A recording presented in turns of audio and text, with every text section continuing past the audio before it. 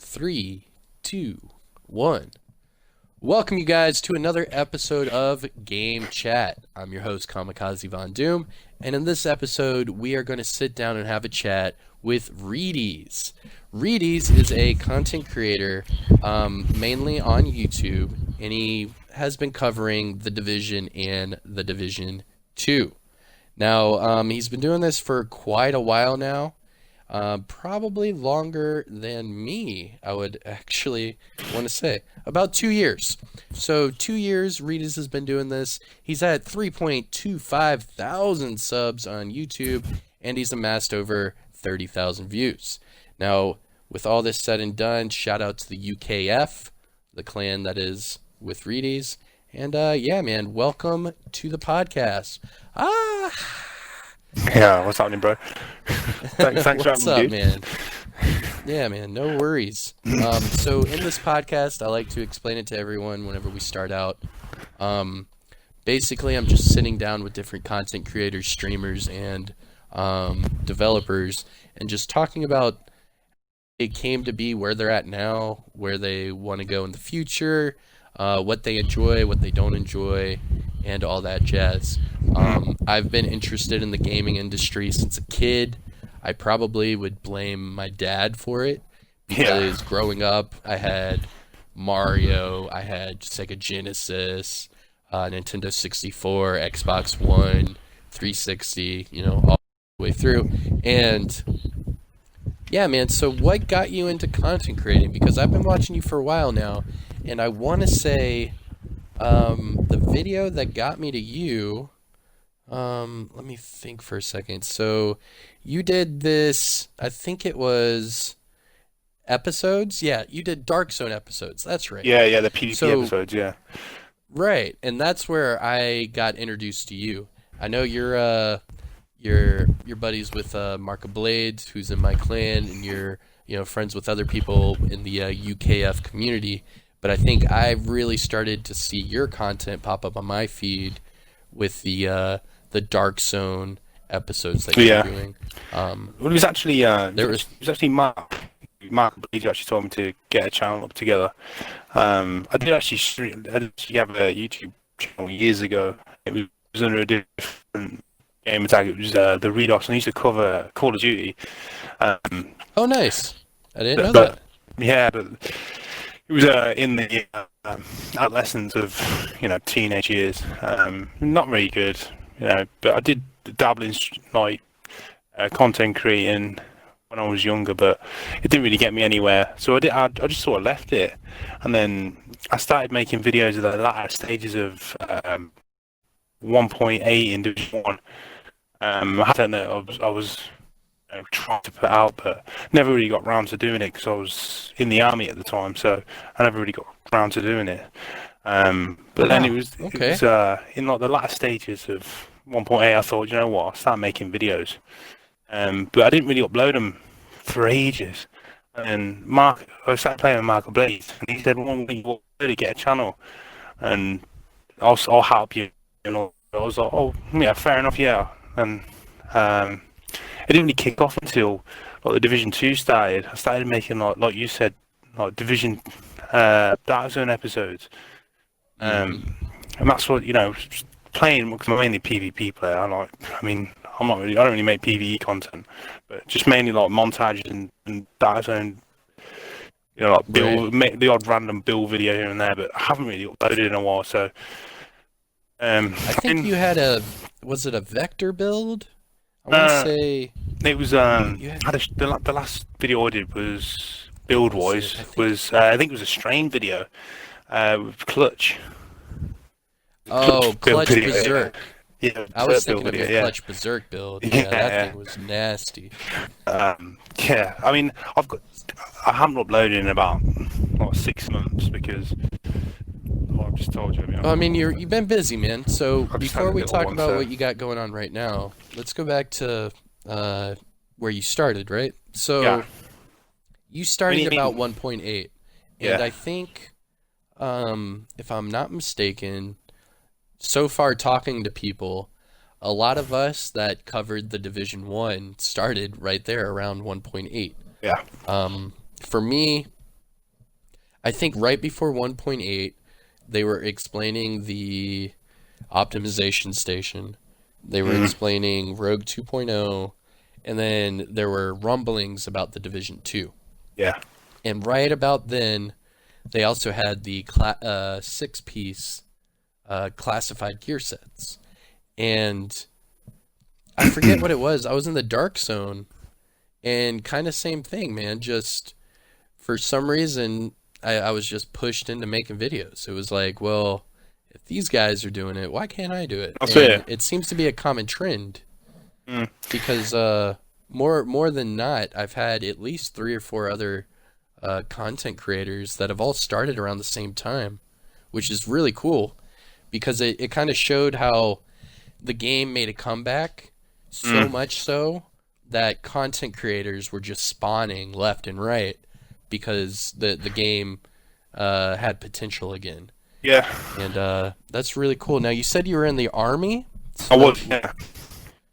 so was that for the what is that? So that was He's for the British Army. Yeah. yeah. Mm, No I shit. Cool, man. was in the Orange Guards. Um, it's one of the guys who wear Now what is that the for my United States ignorant ass? you know What the is Queen's that? Guards, the guys who wear Yeah, yeah, of the course. red coats. Yeah, one of Uh-huh. them. Yeah, You were one of them. I was. Nuh-uh. Yeah, At back in the day, Buckingham. Buckingham Palace. Yeah, No, what? yeah. Are you shitting me right now? No, Oh my gosh. Look at that, yeah. man. We're only a few minutes in and I I'm know that. already at a I loss of think words. I Wow. mean, talking to you in the past, you're a veteran as well, aren't you? Yeah, yeah, yeah, but Yeah, nothing. I mean, come on, man. So you had to stand out there, not flinch, yeah. not Two do hours anything. on, 4 hours off, dude. Oh my god. Two on, four off? Yeah, yeah. It's fucking hell, Oh dude. my gosh. Oh, and they were just cycling you guys through too. Oh wow. Yeah. That's That's probably one of the crazy. reasons why I'm into the games that I'm into. You know, like shooter games. I think it's one of the things. You know, like anything that requires strategy and problem solving Oh, that's because of immersive, the dude. military. Yeah, because it keeps Yeah. my attention. I think that's one of the reasons why we play the games that we play. Yeah. No, well, um, you were asking about me and my military background. So I flew on Spectre gunships for just under a decade. And That's cool, as. yeah, yeah, no, it was really cool. I've met a lot of SAS and I've defended a lot of SAS in combat. Mm. And my thing yeah, side note, this might get a little grim, but side note, we were overhead during this objective. SAS was the ground party, and they had a canine with Mm. them as one of their operatives, and the enemies were lobbing grenades over this wall at the SAS guys, and one of them caught their dog, Oh Jesus. and no shit, dude. We sat there and watched the SAS guys obliterate Yeah, they light him on. everything. Everything. It went from, oh shit, so and so's down, and all of a sudden it was just fucking mayhem. Mm. Everything was just rubble and dust after that. Yeah, I can believe It it, bro. was crazy. I felt horrible for the canine. Obviously, we had to do a med evac for that and everything like that. But while we were waiting for the med evac, we just got to watch those SAS guys just fuck shit up. Yeah, dude. Um, And but Afghanistan was it was it was fun, but yeah, it was a shit show. it's a Though. shithole. I've been there way too many times. Yeah, it's a So fucking shithole, dude. back to the video game aspect of this. Yeah, get involved in. My thing that got me into it was just after I joined the military. Call of Duty 4 had come out. Mm. Modern Warfare. And in Modern Warfare, I believe it's either the fourth or the fifth mission in the campaign, you actually fly and operate a Spectre gunship. Mm. Same thing I did for a living. And the cool thing about that was the real life details like even in like the radio calls, Yeah. that it was very spot on. So the part where when we deployed, we would be in like a wood shack. Uh, that's where we lived, and then whenever we got called out, we'd go out to the plane and go do a mission. But while we were in our little wood shacks, we would have a few TVs, and we would bring our Xboxes out and play them. Yeah. And I think that's where it really started um, to hit me pretty hard The fact that as you wanting into to be a games, part yeah. of the gaming industry. Because growing up, I had all this video game knowledge, and like I think by the time I was 5, my dad was teaching me like fatalities in Mortal Kombat. He was Yeah. showing me like how to speed run Mario and stuff like that. And just growing up like that, I've always had a keen eye for video games, whether it Yeah. be racing games, fighting games, puzzle games, thriller games, whatever. I'm really into just the gaming industry as a whole. And I think what really nailed that into a coffin was the movie Grandma's Boy. You ever remember that movie Grandma's Boy? Come on now. Anyways, so Grandma's Boy was a comedy that came out in the early 2000s, and it was about a gaming tester slash developer. And it was the same people that did all the Adam Sandler movies back then. They were really funny. Okay, yeah. Well, anyways, this game tester, game developer was like a huge pothead, and he loved his grandmother. And by the end of it, it showed that his dedication and his mentality for progressing in the gaming industry, he showed that his skills, he could make a game from scratch and it be better Yeah. than their best developers, whatever. And it just really highlighted like, hey, you could get paid to play video games, or hey, you could get paid to help develop video games. And that just really sat in like the back of my head, like, man, one day I would love to be a part of something like that. Just because gaming is a billion-dollar industry that reaches well over a billion people in the world, which is insane. Whether it be mobile games, console games, PC games, what have you, it's a huge thing.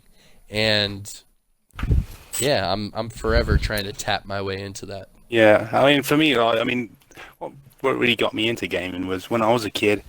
I mean, we had, like Sega Mega Drive and, the Nintendo playing Star Fox and Super Yes. Smash Bros.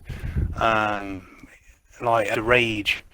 I mean, Streets of Rage was my like all-time favorite game, and it still is to this day. It still is like my favorite game of all Mine time. was Streets of Rage 2. Rage be 2, honest. yeah. When you fought Shiva for the first time, Mm-hmm. that Now, was insane. my the best part about that, I actually have Streets of Rage 2 on my Xbox. Yeah, dude, I've just downloaded the fourth one.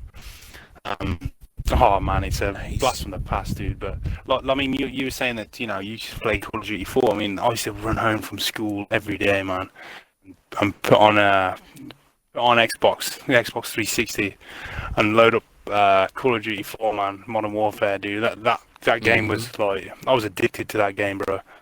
I Oh, same. I was so Oh, addicted to it.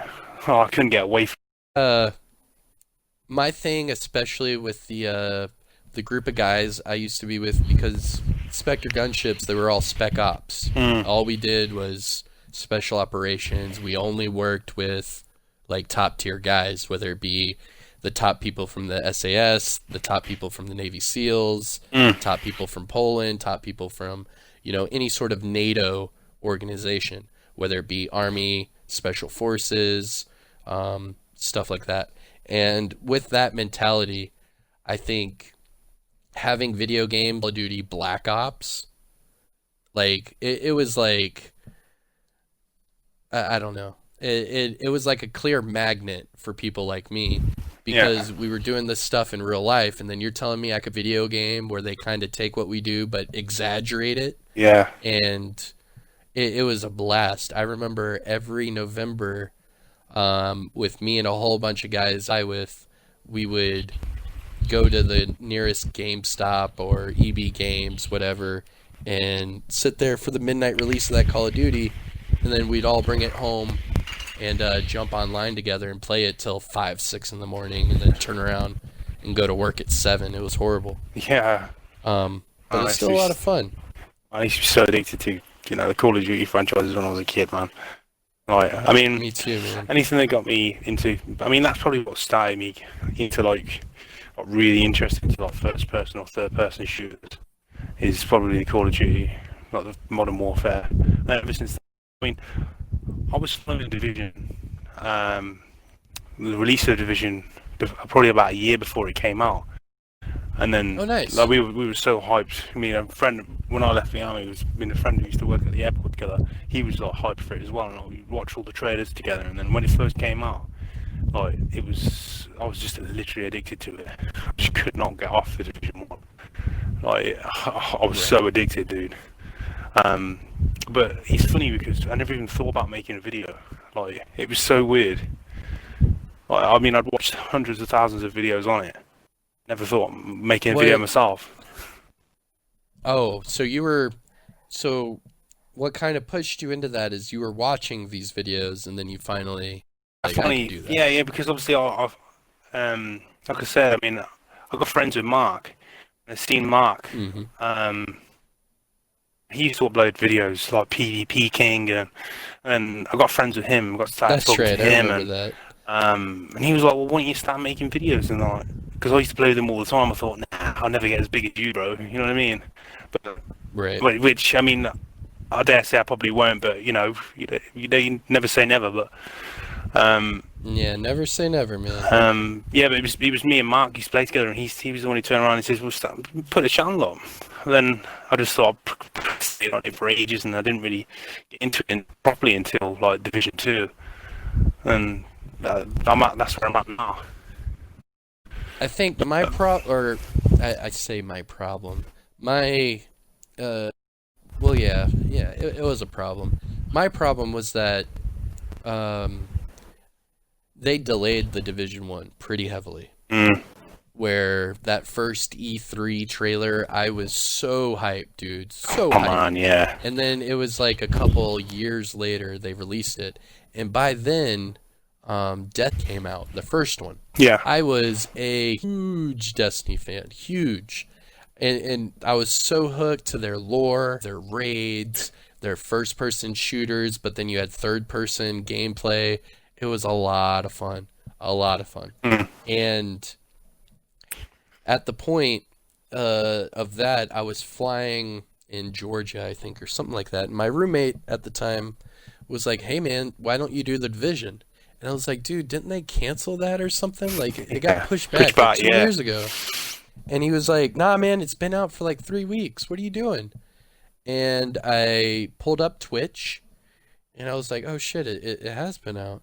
And from then on, I started playing the Division religiously. I bought, holy shit edition that was like $120 or something like that. And I played it non-stop, dude, non-stop. Zone till 5 in the morning, non-stop. Yeah. Lexington, I probably Lexington 5,000. Yeah. But my thing that upset me and pushed me to making videos is I was with a pretty close-knit group of guys. We would do Ares, Resistance, Dark Zone, all that together every day. And we would all reference each other different YouTube channels. Yep. To where I think at the time there was only like 5 big ones. You had Marco, you had Skill Up, had 21 Kills, you had Like Button, had Wids, right? But Wids wasn't nearly as big. He was like the baby brother to Marco. How I always describe it is Marco was their daddy. He shit out Wids. Yeah. And then Wids shit out King Macho. Dude, I remember the first time I seen Wids. I mean, his Dead Eye build. I don't know if you recall that it was amazing. I don't know if you recall Yes. that. That was like, Yes. what the fuck is this shit? Oh moment. yeah. I was like, whoa. Now, now back to that. Yeah, great shit. Like butter was amazing in PvP back with the whole MP7 bullshit, Mm. and even with the Midas when the Midas first came out. Holy shit! But Yeah. so going back to this, I would play with my buddies in the Dark Zone every day, just because the Dark Zone was where it was, and if you weren't in the Dark Zone, you were, whatever. And we started referencing all these different channels, and then people like Jasamian would pop up, Easy TV popped up, Mark of Blades popped up. Mm. Who else popped up? Uh, Lethal HD. I don't know if you remember him. He popped Yeah, up, yeah, yeah. and Roar Yeah, I remember. Yeah, Talents. yeah. Yeah, I used to love his Yeah, content. man. Yeah, yeah. So all of these channels started popping up.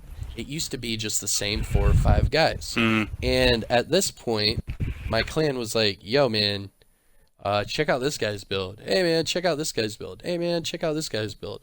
And I shit you not, every single time I'd check out one of these fucking builds, I had something better. That's not an ego stroke. That's not. It was fact. They would put out a Predator's Mark build with 45 crit chance and 100 crit damage, and then I would post a Predator's Mark build with max crit chance and max crit damage. Yeah, yeah. And it was just shit like that to where we were running builds that were better than these channels. And these channels were getting huge exposure and hype over it. Yeah. To the point where there was 2 of us, me and another guy I don't want to mention just because I don't want any hurt feelings. But me and this other guy, we both started our YouTube channel on the exact same day. And we were both a part of the same clan, both a part of everything. And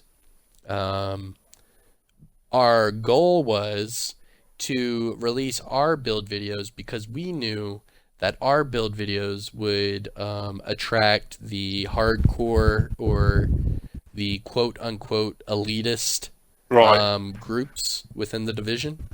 Because you would have these builds, but then you'd have a lot of toxicity and a lot of these comments that were like, oh, your build's trash, oh, this is shit. And I wanted to be the guy to where if I posted it, it was max. It was fully optimized. It was, Yeah, whatever. it was the best it could be. It was Yeah. the best of the best. And that's how I started. Now, going through all of that again, I probably would have done it a lot sooner, to be honest. Yeah. Um, But you're just talking about the because- build videos, though, dude. I mean, talking about Marco and Wids and all the rest of them. I mean, I remember when Wids was putting out like build videos that were absolutely sparkling. The build was absolutely immaculate, and the degeneration of, or the the dying game that is the division at the minute. You can see the quality of the builds that the content creators are putting out at the minute. They're slowly, you can just see they're not bothered by what they're putting out.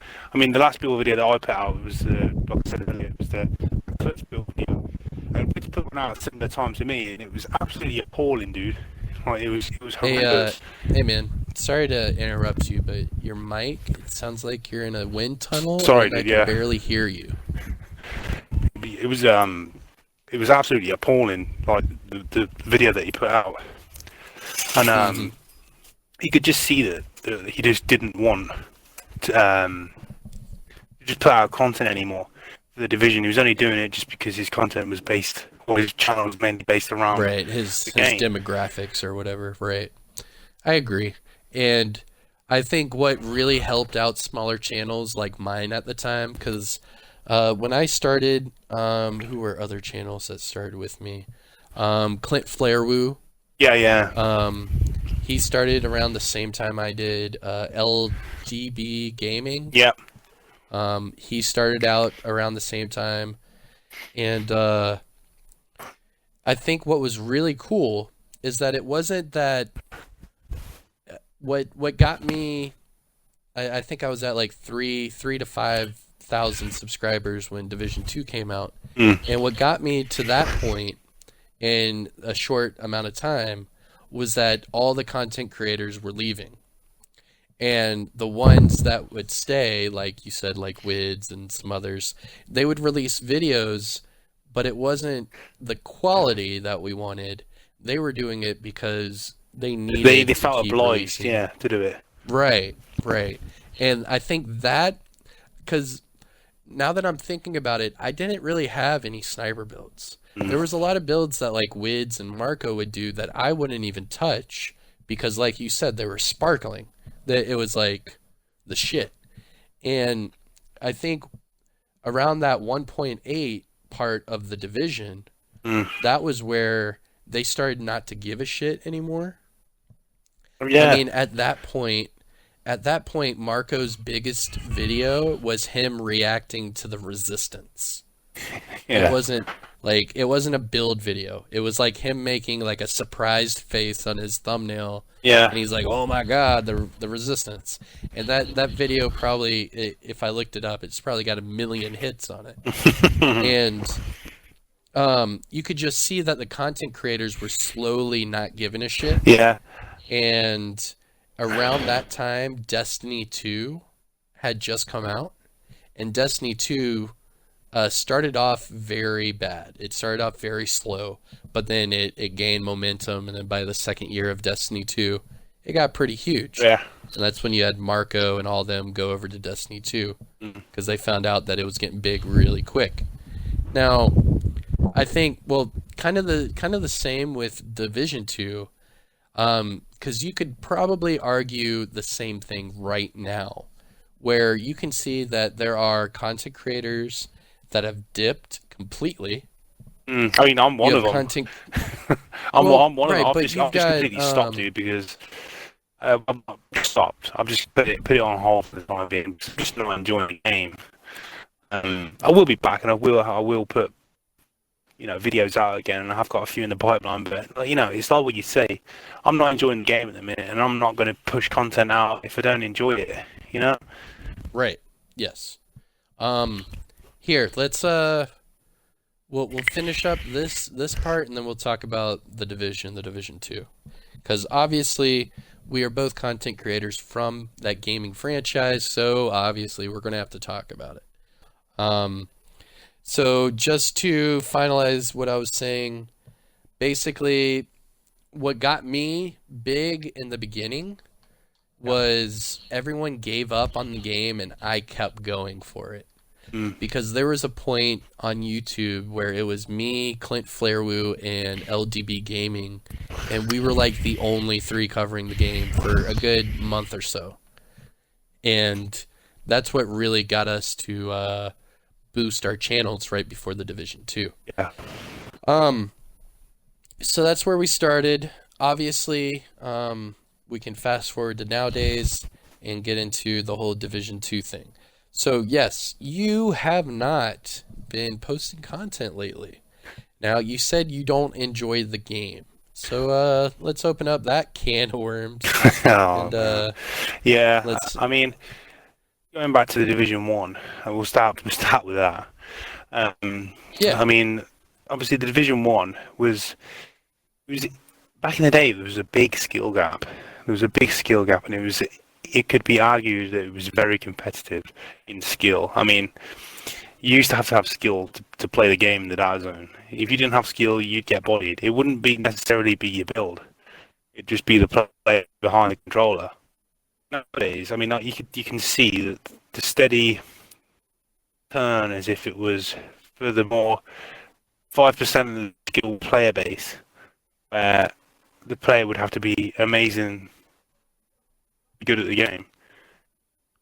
It slowly right. starts to open up the percentage to players that are more not good at the game. Oh no, that's not the right way of phrasing it, I guess.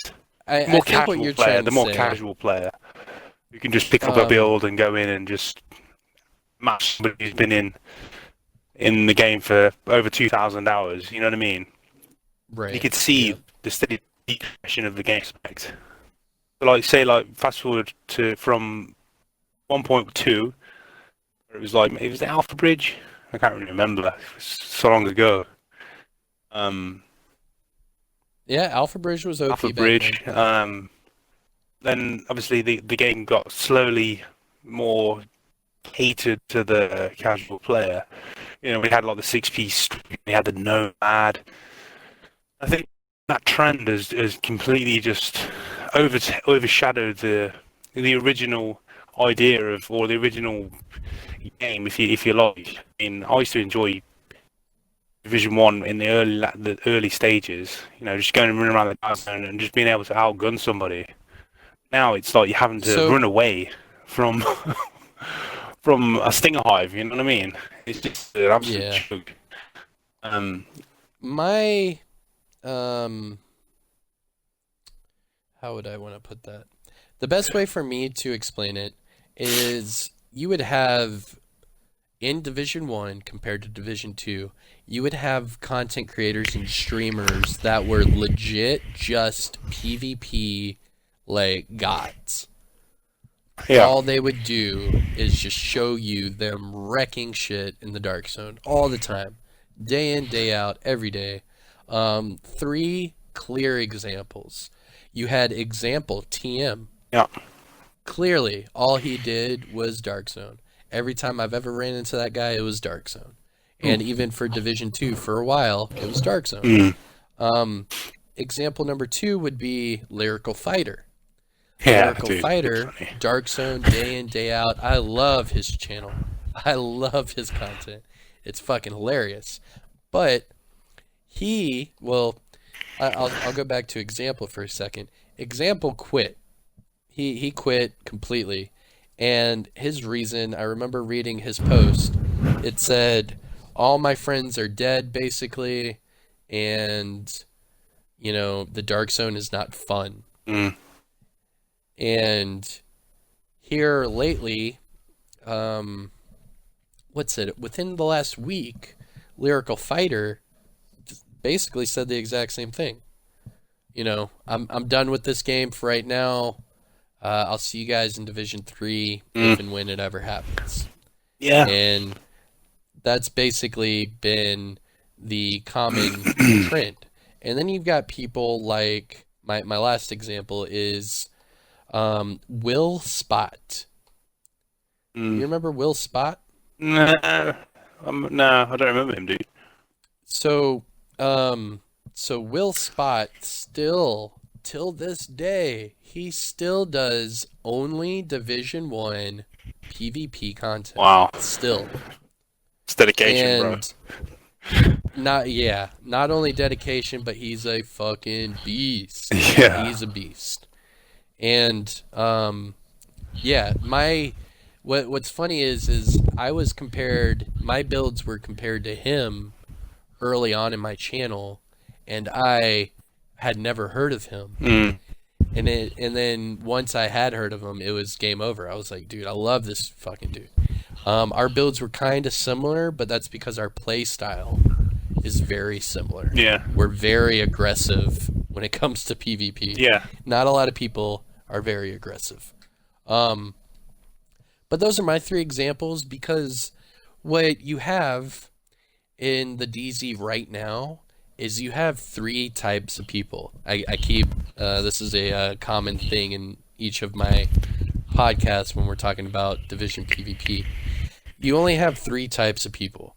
If I go into the Dark Zone in DZ1 by myself, I can go from Dark Zone 1 all the way up to Dark Zone 9, and I could probably meet around 4 to 5 different groups of people. Yeah.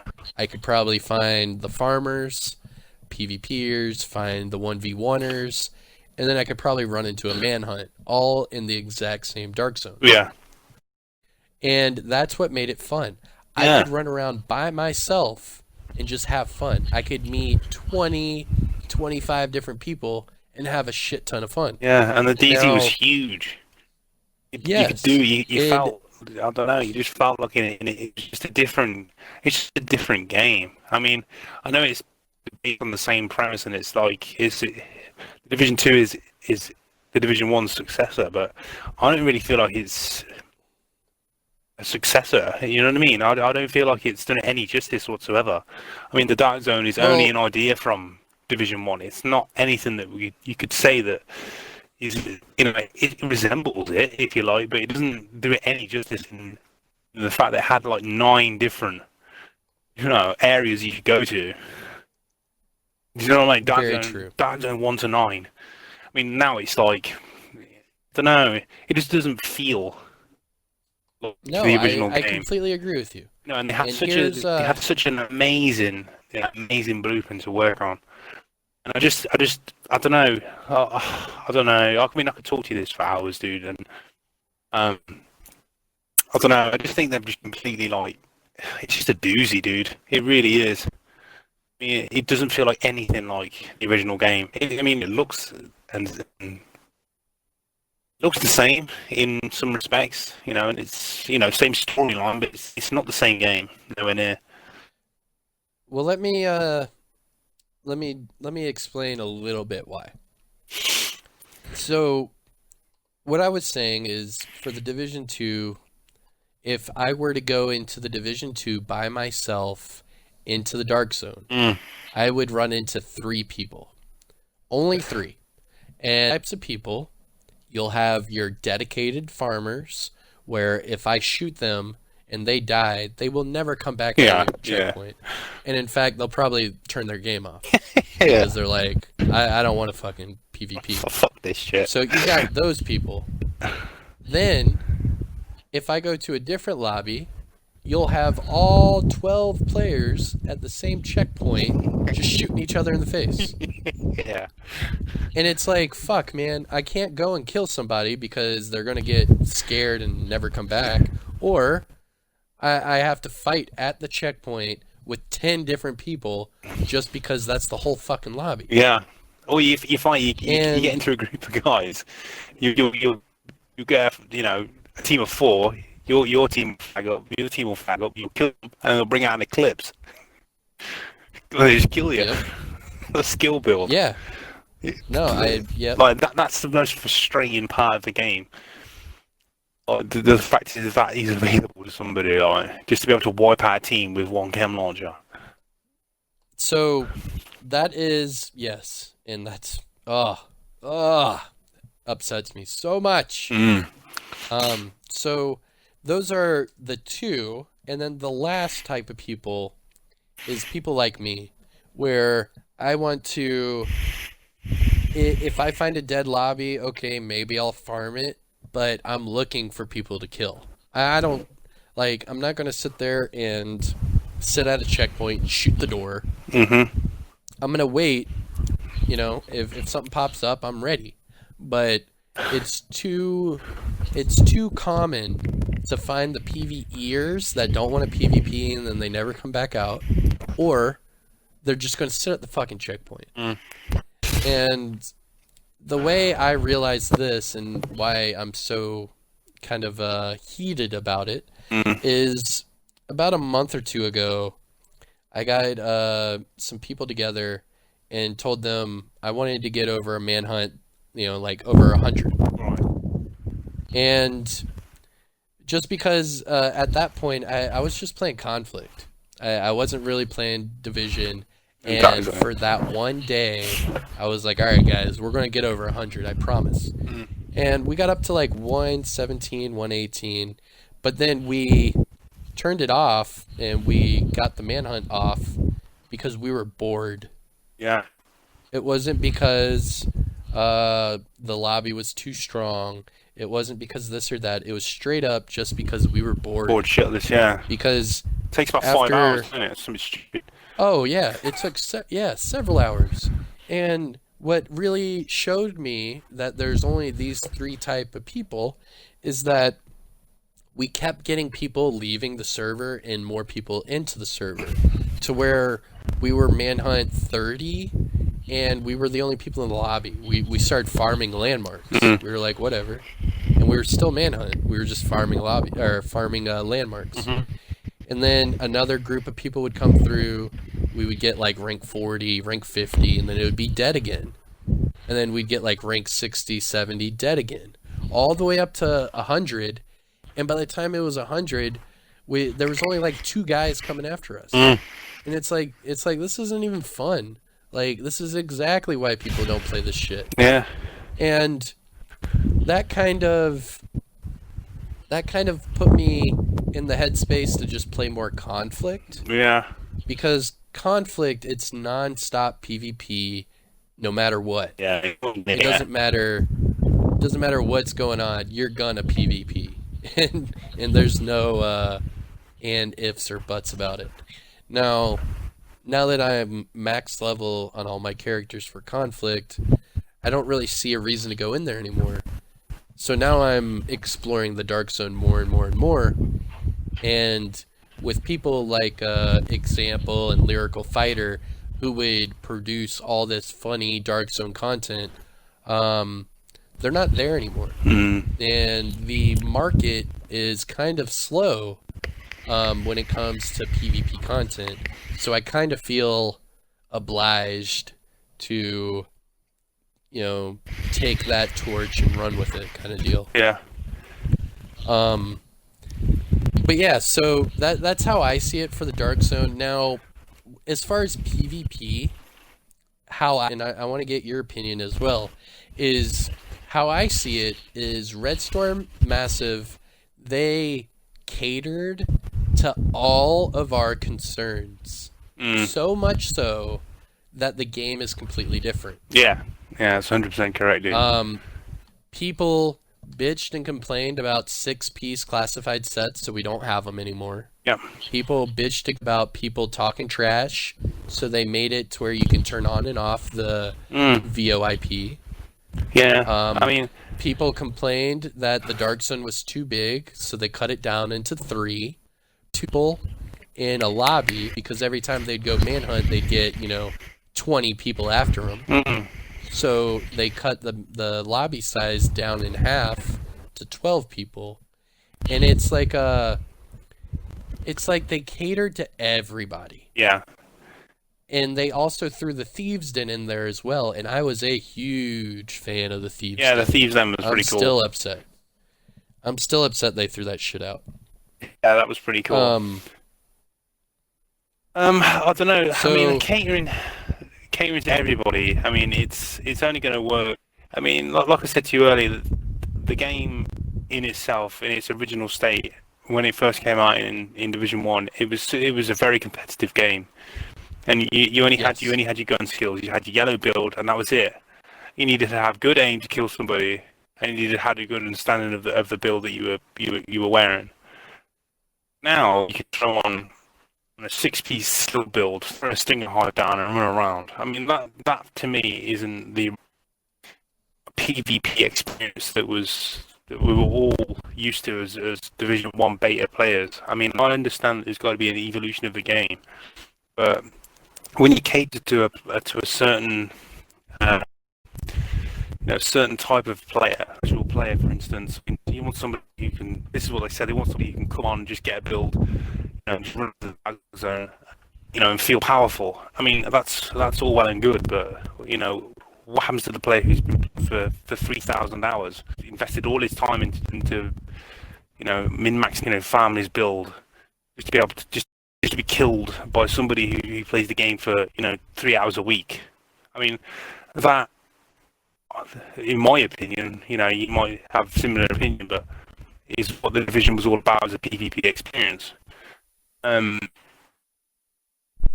don't know. Now I don't know whether they've sold it out. I don't know. They're just trying to, have it as a long last can to try and get money out of it.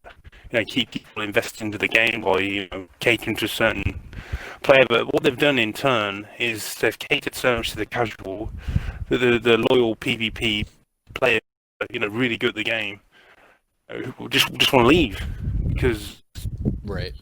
That's not fun for a person who just wants to go in and have a gunfight with somebody just to get killed by somebody running a piece of shit build. I completely agree. I don't know. For me, the evolution of game is it started obviously, like I said to you earlier, from games that were fucking fantastic. They were absolutely amazing, that you completely enthralled in. You couldn't take your eyes off. Now, when I play Division 2, I want to wrap my controller in half and ram it up my own ass because it's fucking so frustrating. You know what I mean? That's not... Ram that shit. That's not fucking... Do you know what I mean, dude? No, I do. That's not fucking... That's not good. You know, the stress levels are... You know, I gotta watch that shit. Mm-hmm. Yeah, you're gonna have a heart attack by 30.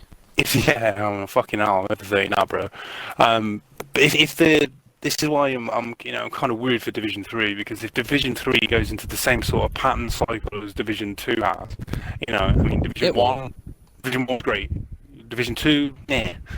If Division 3 goes on that same cycle as, like, I mean, I can only imagine what sort of fucking skills are going to be involved. You know, there's going to be, like, I don't know, like cloaking and fucking invisibility shit, because it's going to be the next gen. I'm sure there's going to be something stupid in there. It's going to make everybody thrilled about. But see, I don't think that way at all. And in fact, I could argue the opposite and actually give you a good debate. Because what they're doing with the Division 3 behind closed doors and all that shit, the new rumor going through is that, I don't know if you've done it, but I've done the survey where they've basically been asking you questions about mobile and playing Ubisoft games on your phone. Mm-hmm. And it is not for the Division 2. It's for the Division 3. Mm-hmm. Clearly. It is clearly for the Division 3. Yeah, they wouldn't invest in now, that now. Because, I mean, that was promised in Division 2, wasn't it? You know, the that was promised in Division 1, bro. Division 1, yeah, you're right. It was Division 1. So, Division 1, the, was it the E3 trailer? Yeah, it was the companion app, wasn't it? The companion app, where dude was like, hey guys, I gotta go. With his, and then he jumps on his phone, and he's a drone. He's a drone, yeah. And he's helping. He's playing from and he's helping them out. Wasn't it? Yeah, your mic's cutting out a lot. I don't know what you're doing, but it's cutting out a lot. Sorry, dude. You're just telling you for everyone that's going to be listening.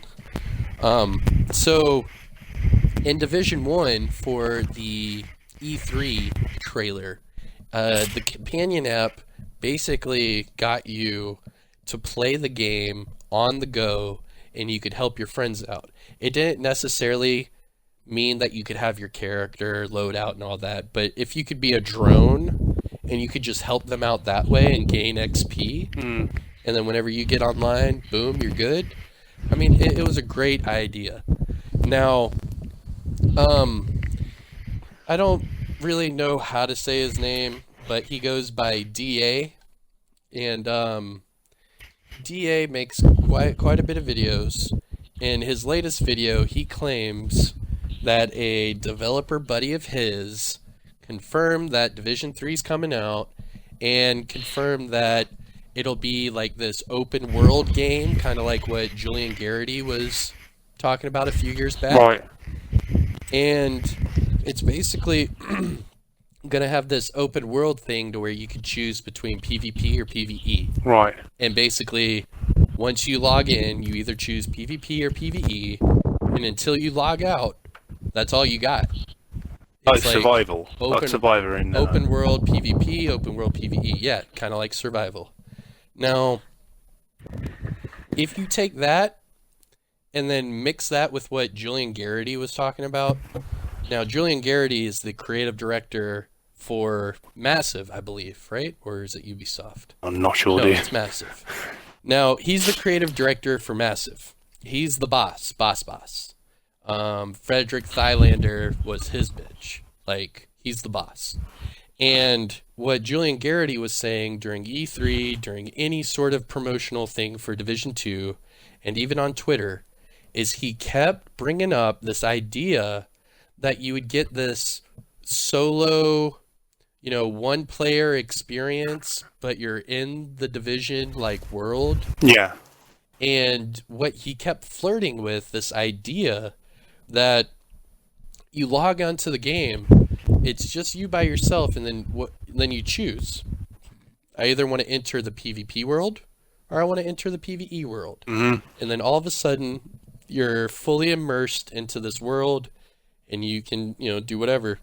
And what I'm thinking they're doing is I'm thinking they're molding that with mobile games, and they're mixing that with like survival. Yeah. To where the third division might be its own completely different animal, dude.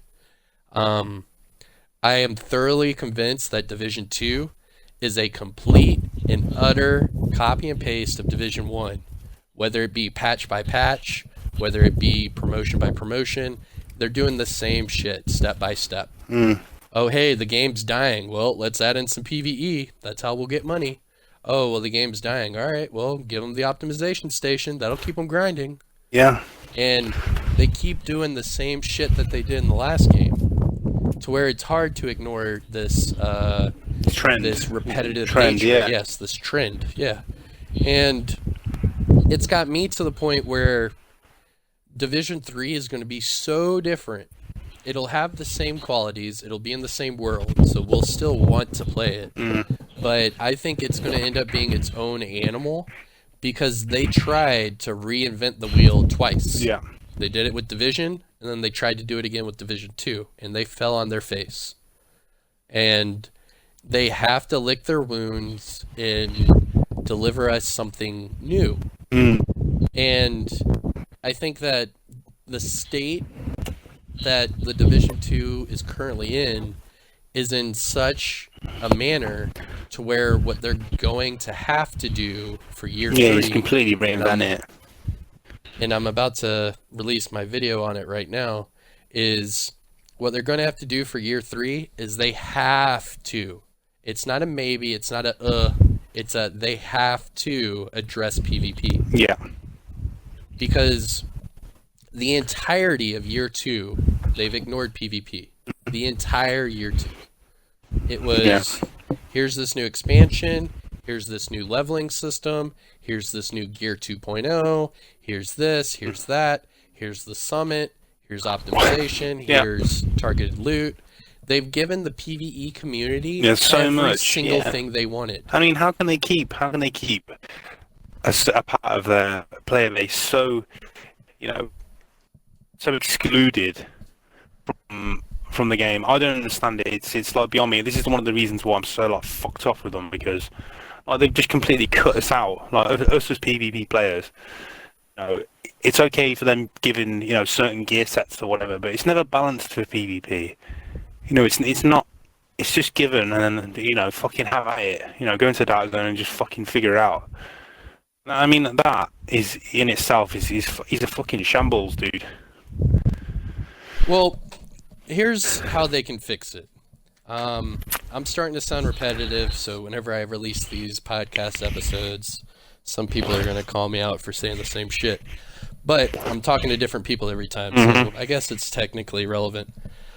What they're going to do is there are 3 things they can do to completely fix PvP and the community within year 3 and not like break the bank over it. So first thing they have to do is they have to address all amplified damage talents and weapons, all of them. Yeah. They have to address it, because with the time to kill right now and amplified damage, it's too quick, way too quick. I can run around with 2 million armor and a Lady Death with Intimidate, and I can still wax people with 1 clip, or 1 magazine, whatever. And I'm running all blues, but it's because I'm stacking amplified damage that I'm coming out on top, because I know how math works. Multiplicative is better than additive. So, alright. So what they're going to have to do, step 1, they're going to have to address that. Either reinvent the armor system completely, or reinvent the amplified damage completely. Some of the multiplicative talents, like Contractor's Gloves, Fox's per knee pad, stuff like that, those are manageable. But as far as the amplified damage talents and weapons, they are out of control. Yeah. Intimidate is ridiculous. The Eclipse Protocol backpack is ridiculous. Yeah, the Ridgeways with the lady- One Piece, for instance. Yeah, You know, the One Piece right. Eclipse. And What the fuck is the Lady Death is still ridiculous. Even though they nerfed it, the Lady Death is still crazy. And they have to address that. That's step 1. Step 2 is build diversity. What they have to do, and it's the easiest thing to do, give us one more exotic that gives us the same talent that the Ninja Bike backpack had in Division 1. Yeah, dude. Yeah, great. Yeah. Mate, To that was where amazing. any brand set and any gear set bonus is +1. Yeah. That would give us the the most hybrid, build diversity. isn't it? It would make everything a hybrid. Mm. And the best example that I came up with in today's video was if you put that exotic on with 2 Negotiator's Dilemma, 2 True Patriot, and 1 Hunter's Fury, you would have a incredible SMG crit build. Mm-hmm. And that's just one example of a hybrid. Yeah, it could work That's with just skill one. builds as well. You could put any- Yeah, skill builds, tank builds, anything. Mhm. You could all of a sudden have a healer damage build Oh, like yeah. you did in Division 1.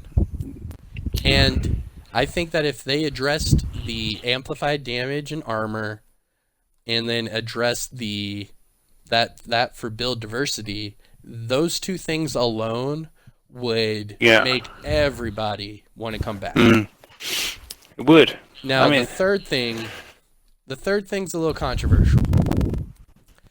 I think they could bring back Last Stand. Yeah. Very, very, very simple.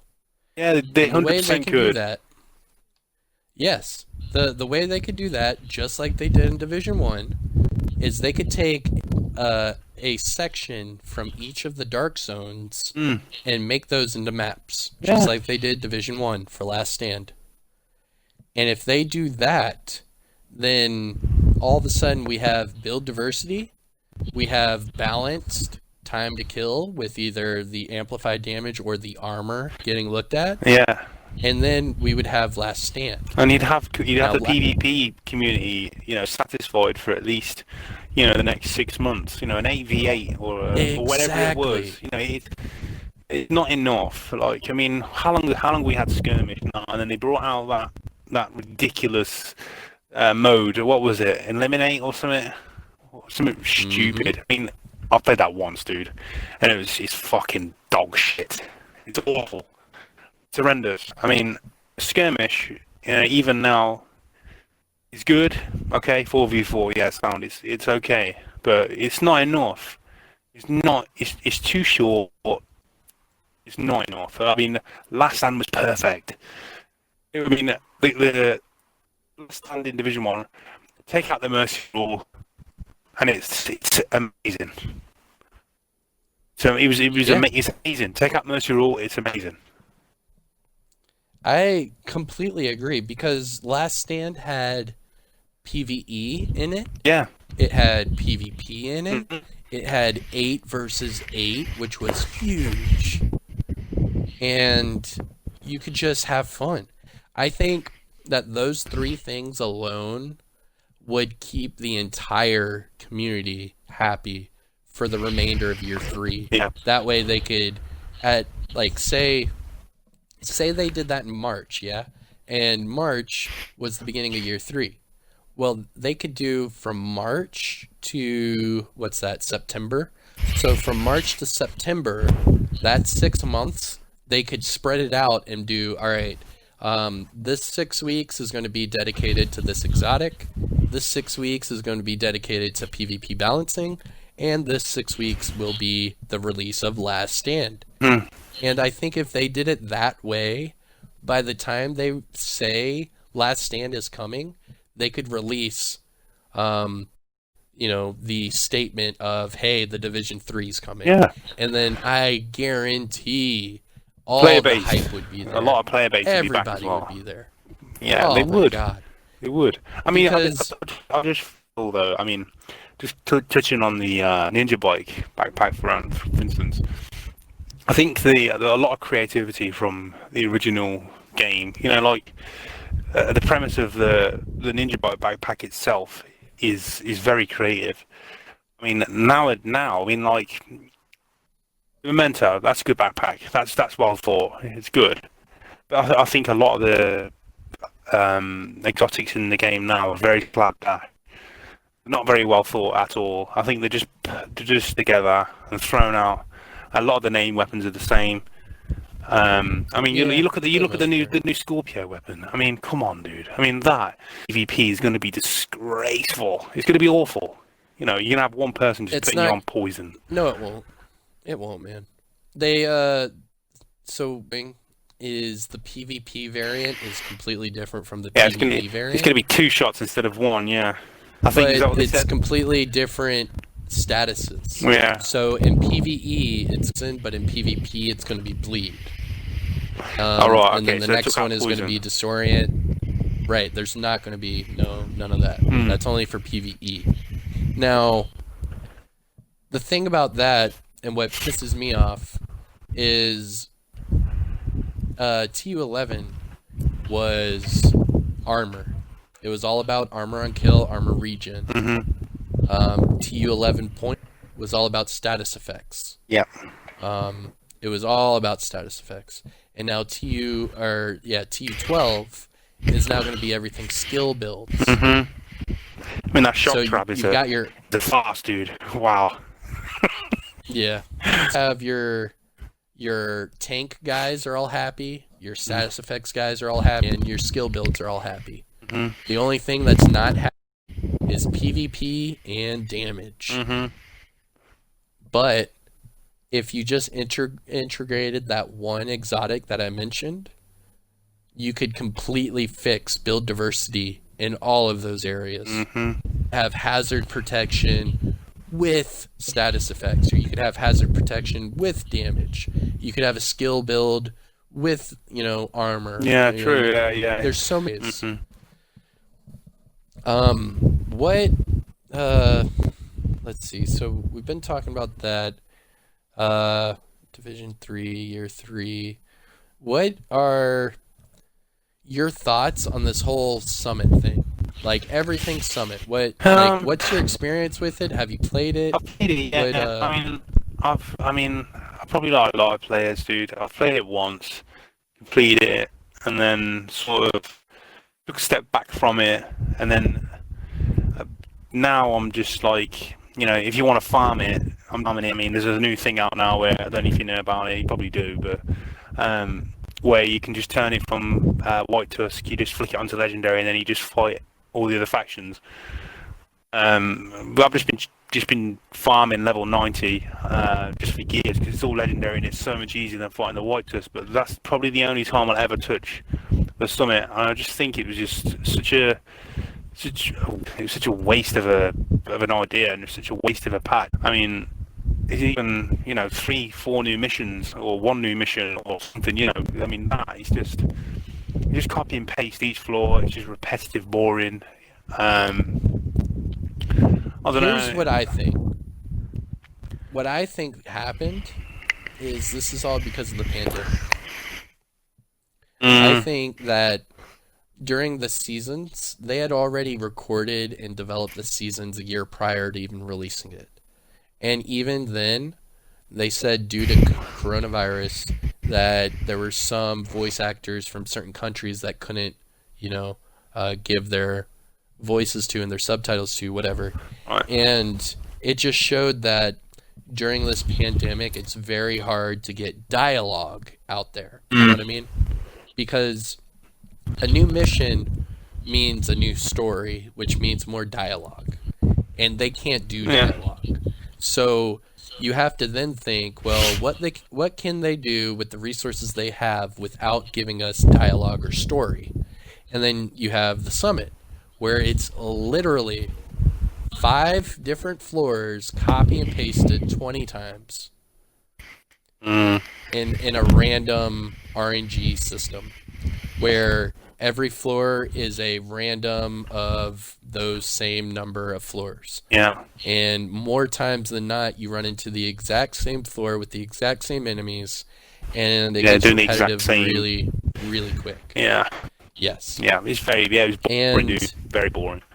It's lackluster, what, it was. It is. what gets me to think about Last Stand is the same logic that goes into the Summit, where it's something they can do that doesn't add dialogue or story. It doesn't add any sort of outside resources. You can do it all in-house. Isn't it, more or less? Yeah, and it's fairly simple. And that's why I think Last Stand is a very high hope, because we're still going in through lockdowns. I'm pretty sure the UK is in a country lockdown. Yeah. And what this does is limits our resources, and it limits their resources to where they're not going to be able to just say, hey guys, we want a new storyline, or hey guys, we want a new expansion. They can't do that right now. So what they can do, like I said, is with Last Stand. You can literally take the resources you have, cut a big square, add a couple nodes, and then you have Last Stand. Yeah. It is so simple. And even if their programming is limited to where you can only have 12 people in a lobby at once, limit Last Stand to 6v6. Yeah, at least. It's that simple. Like, I mean, And I think that for me and you, Last Stand would be greatly accepted. But I mean, just looking at it now, though, how much of the PvP community are left, to actually appreciate it, as well as. But it doesn't matter, though. Well, Wait, if they come back, though, that's the thing. If it's well accepted by the people who are still in the game, but the people who have just lost complete and utter faith in the game, do you think? I mean, I don't know if they'd come back to Division 2 I anyway. think they would, to Division 2 because of nostalgia. Yeah, of course, the nostalgia is always there. But I mean, because a lot of people. You think about it, these developers are in a clique with certain content creators and streamers. It's abundantly clear. And what shows with this is they get those content creators and streamers that the developers like to promote certain things, build hype around. Yep. And I guarantee you, if Wids, because if you go to Wids' channel, I'm only referencing him because he's the only one over 200,000 subscribers that still does the Division 2. Mm-hmm. Now, if you were to just go back, well, actually, do it right now. Do you have your phone on you? Yeah. While I'm talking about this, look up Wids, and he made a video about the Last Stand in 2020. He said something like, played Last Stand in 2020, Division 2, something like that. It got so many views, dude. So effing hits. To the point where it is, like, beyond a doubt, one of the favorite expansions within the Division. Yeah. You had Survival, which everyone loved. You had Underground, which some people loved, some people hated, because it was repetitive in nature.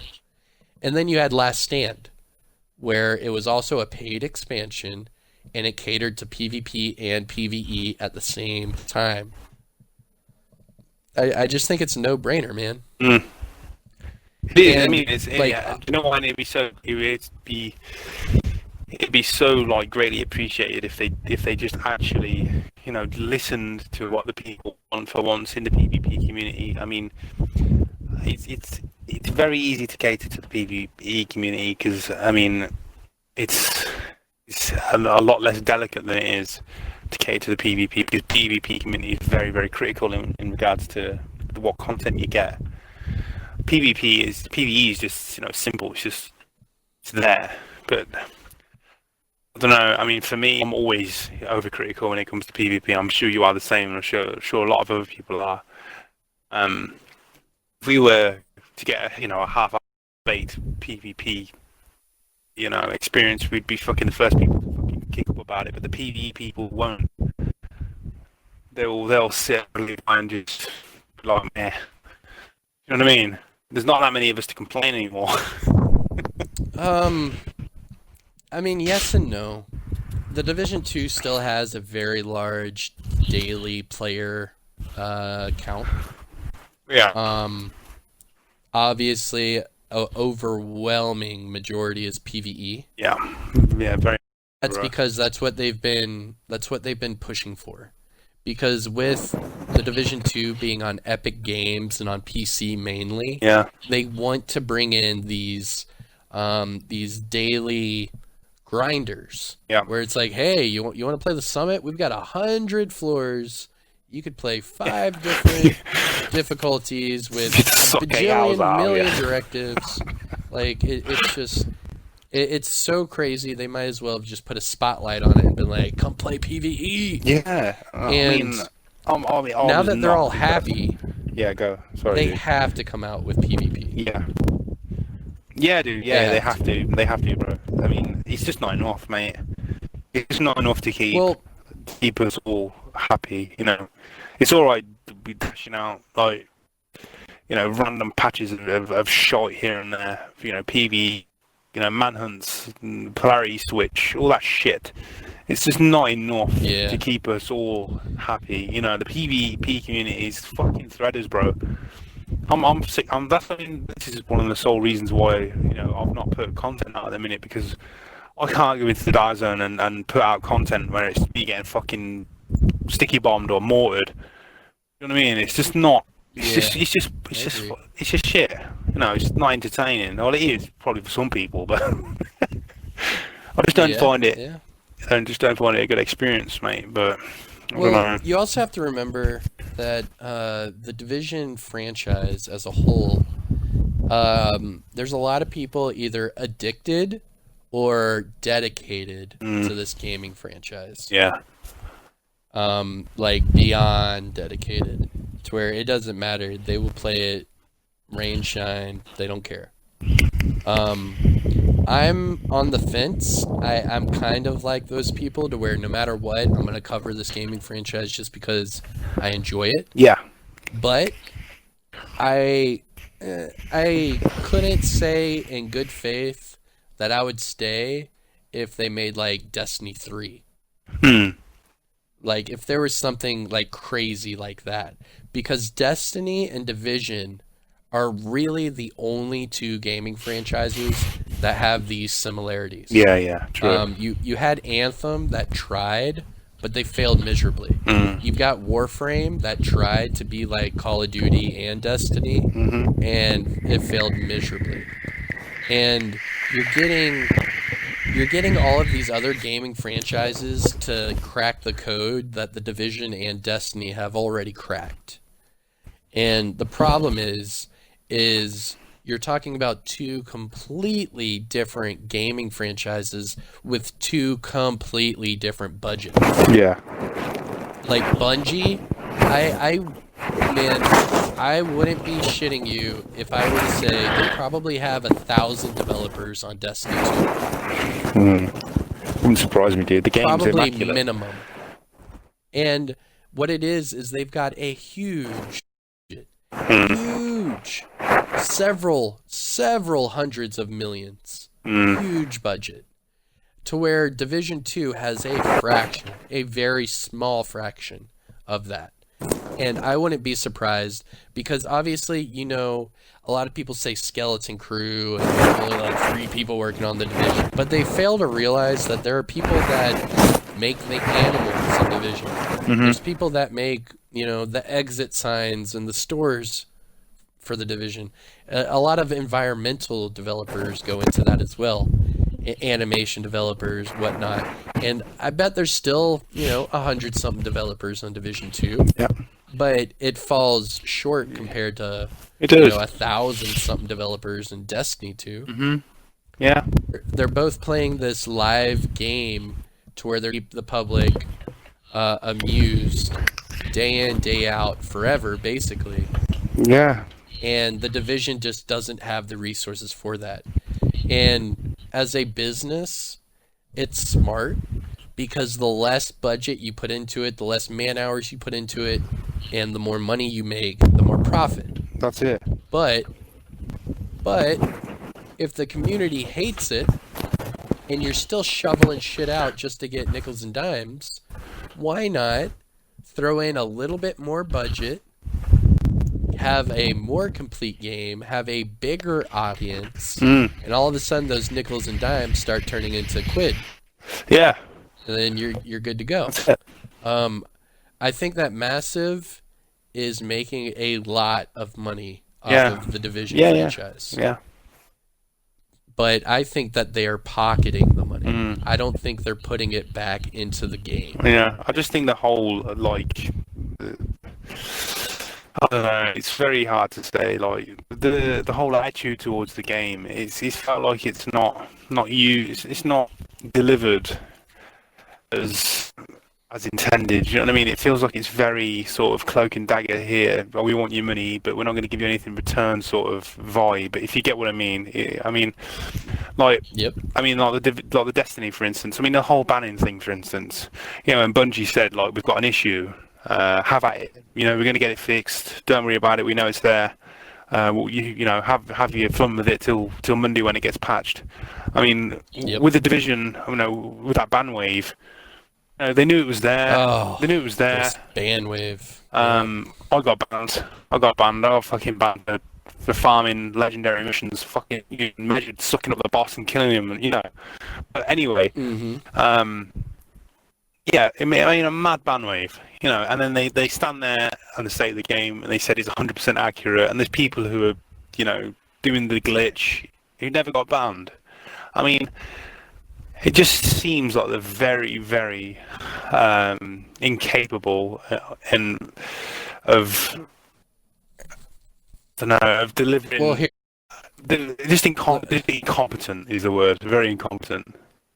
The game's not delivered here's my philosophy on this. I can kind of explain it, and hopefully you can understand.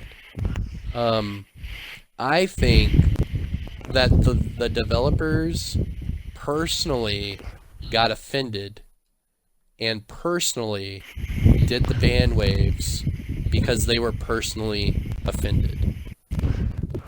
And here's what happened. Because I myself did the glitch videos too. I did not ban, but that's because I never exploited the glitch. That's it. All I did was show people how to do it. From a development studio, that is a complete wrong attitude to have. Yes, but here it is. Let me explain it to you. I think it was the fault of the content creators and streamers, and I'll put myself into there.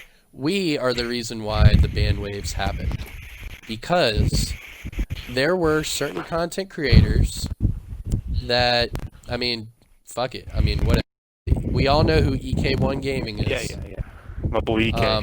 He got big off of glitch videos. Nobody in their right mind can contest that. He got big because he was glorifying glitches. And look how well it was received, though, dude. Isn't that saying something? Received.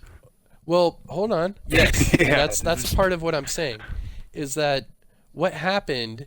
Is not only did he glorify it and everyone loved it, but he was pointing his nose up to the developers. Yeah. Like, so they fixed it the first time, yeah? And EK1 was like, oh, they patched another video. But I've got another video. And he posted it within an hour of the update. And he was like, nope, they didn't fix it. Here it is. Yeah, dude, that was amazing. He did that twice. Rubbing salt in the wounds, man. They didn't like it, did they? And I think that this is my speculation. I don't know personally, but I am thoroughly convinced that Chris Gansler was the developer. Basically, he was the one that executed the ban wave. Now, he's the face of it, but that's because Yannick went on State of the Game and acknowledged that it will happen. And then they basically gave the reins to Chris Gansler, and Chris Gansler's the one that explained, oh, we've got an algorithm that caught all you cheaters, and we're going to ban you, and there's no false positives. If we banned you, it's because you're a cheater. Yeah. And he put so much personal emotion into it. You could see in the state of the game, he was personally being attacked because of all the glitches. Yeah. And every time it would come out, he'd go back on State of the Game, and he'd have this, this shit statement to say. To the point of after all that ban waves, and then the next raid came out, he was still salty, and me and him had a back and forth about Marco Style and the Iron Horse raid, and all of the leaked information that ended up all being true. Yeah. And you could tell that he took things personal. It wasn't like, hey, I'm a developer just trying to do my job. I know you're a consumer. I'm trying to make the best product for you, the consumer. That wasn't him. He took things like, oh, these motherfucking Brits, these motherfucking Aussies, these fucking Americans just taking the are piss taking out of what me. I'm doing. Right. And he was taking... I think he was taking it as like a personal shot, and that's why he's not in the game anymore. Well, it's the fucking moral of the story is do it right the first fucking time. You won't get your shit ripped out of you, you know what I mean? People won't take the piss out if you do your fucking job right. And I think with him getting either personally attacked or however, they probably sat down in like a developer director boardroom, and they probably all sat down and was like, what do we want to do about these glitches? Because even myself, I got onto the fucking Forbes magazine because of a glitch video. Yeah. Forbes magazine wrote an article about me exploiting the game. Fucking fair play, It was huge, dude. It was huge. And not only that, but when they've patched it, they then wrote an article about Clever Thumbs and Mr. Meme, because we all still had glitch videos coming out. And I think they took it personal. I think that the developers were like, hey, you fucks, you broke our game and you're getting popular because of it? Okay, fuck you. And they tried to ban everybody. But the problem with that is you had people like Bill. Born to Game. Born to Game. You had people like Born to Game who was like, na boo boo, you should have fucking banned me. Yeah. But instead, I exploited it and you didn't do shit. Suck my dick.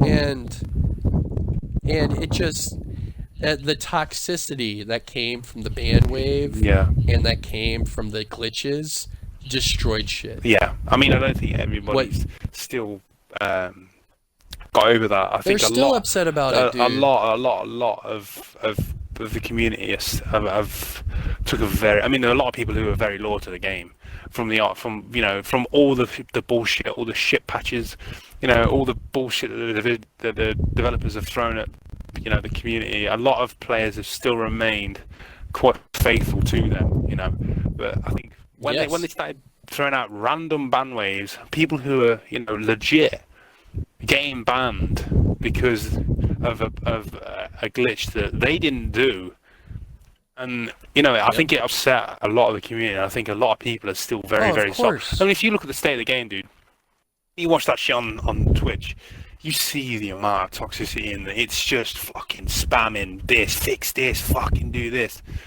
I mean, and you look at other games that are more successful. It's like, oh, great, this, thank you for this, and they're just getting bombarded with, fucking fix this, sort this, you fucking lying fox, do this, do that, and then at the end of the day, as a successful fucking company under a very, very fucking creditable fucking gaming, like Ubisoft, they're massive, and they're allowing this I don't know whether it's this studio to fail so massively. Excuse the pun. It's just fucking shocking. I just can't get my head around it. I can't get my head around how it's just, I don't know. It's just like it's a group of guys who are in the first year of uni trying to develop a game. That's how it feels to me. It's just. Yes. And then you see the three shit shows that you get on the state of the game, and you get that freak with the cat. I mean, what the fuck? I mean, come on. Hey, man. Come on, dude. Trick Dempsey. Hey The man, he's a lover of the game. Yeah, Let's he be might be a real. little dude, but he's fucking clearly fucking. I understand what you're saying, but Uh, as a developer, I want a person like that because that developer is dedicated. yeah. That is Dedicated to the booty only hole. developer. That's the only developer that actually looks happy about the content. You know what I mean? Yeah, yeah, I Um, guess.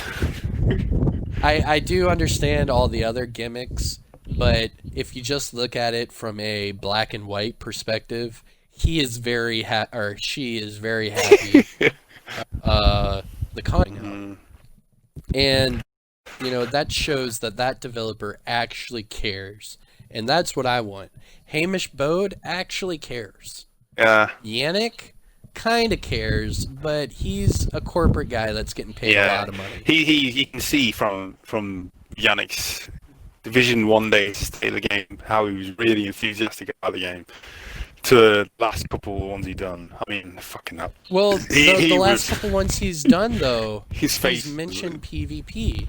Well, every yeah, single yeah, time. yeah. He's mentioned it, but He's like reading the comments and he's like getting pissed off, and then all of a sudden Yeah, at the end of dude. State of the Game, he's just like, for all of you in the comments, we have nothing for PvP right now. like Bruce, It's like Bruce, for instance, Yeah. with the whole foam thing. Like when Mm-hmm. people are like, "Fucking fix the foam," it's ridiculous. Like people going into his stream and like bombarding him with "fix the foam" and like making videos and tweeting him and stuff. You know, like that's like completely harassing him. Like, Yep.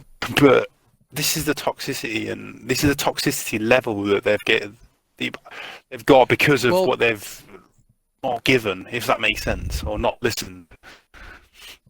Well, all right. So talking about that part, it's very interesting.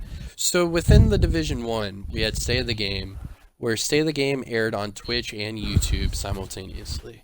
And they had comments and the like-dislike enabled to where you could talk to them either on YouTube or Twitch.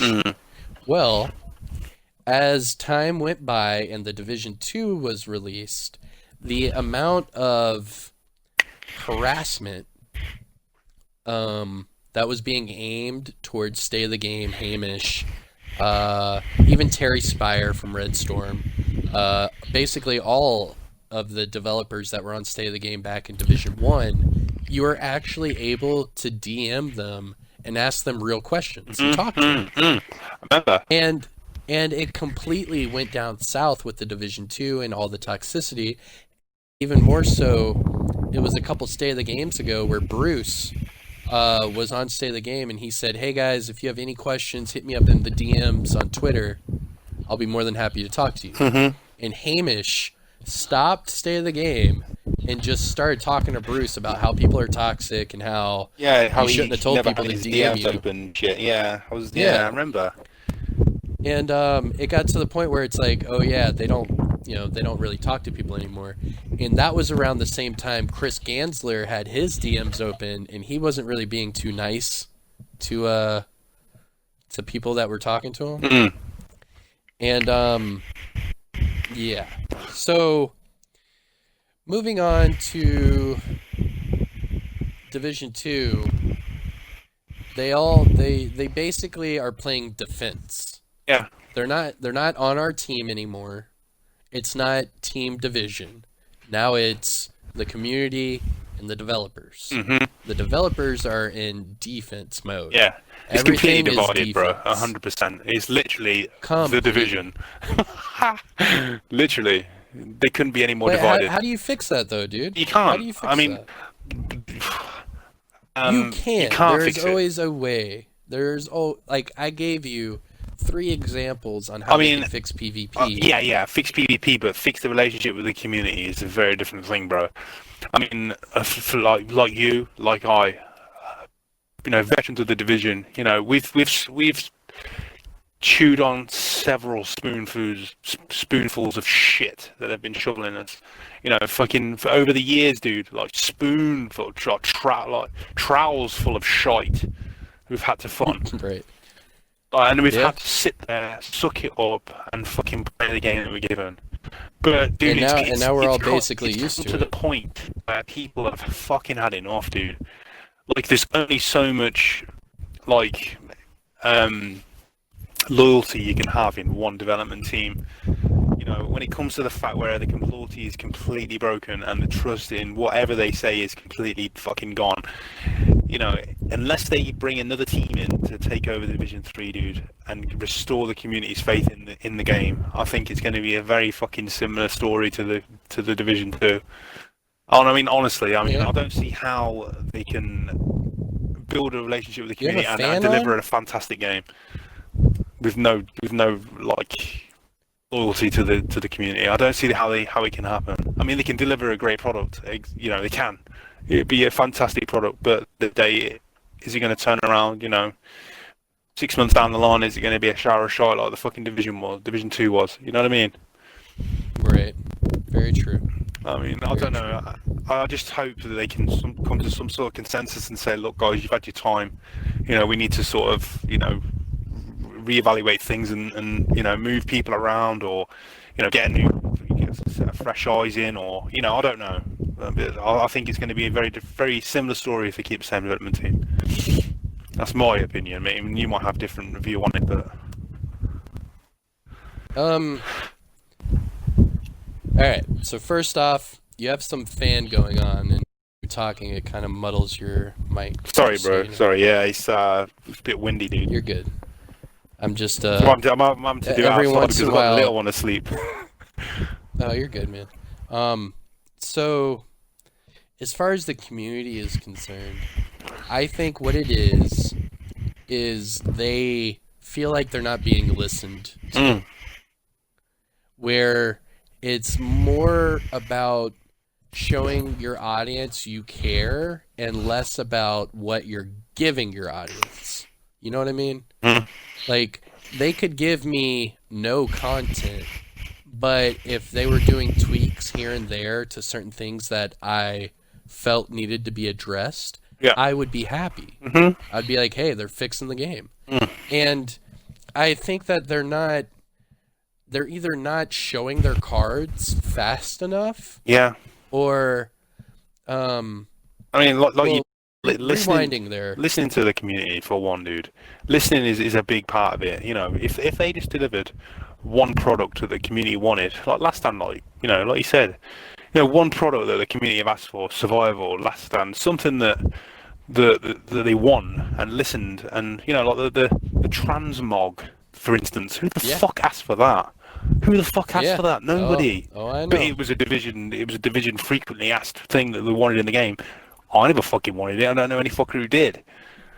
Well, it was something that was asked in the game in the first division, and that's where they didn't specify, and that's why even I made a video that said, "Who the fuck asked for this shit?" Yeah. I went on a whole rant about this, and what it is they pulled up an old poll from the first division game, Mm-hmm.